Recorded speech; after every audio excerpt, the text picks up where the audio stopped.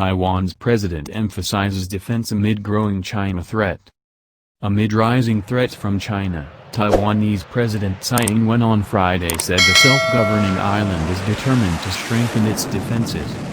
Speaking at the opening of a maintenance center for the island's F-16 fighter jets, Tsai said Taiwan wanted to let the world see our strong will in protecting the country. China claims Taiwan as its own territory and has recently stepped up its threats to use force to annex it if it deems necessary.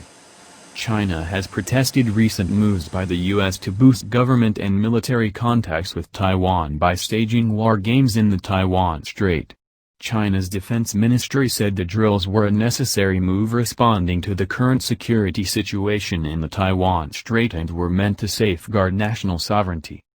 Taiwan's F-16 fleet forms the backbone of its defense against a numerically superior Chinese force that has sent planes to circle the island and push up against the dividing line between the sides in the Taiwan Strait.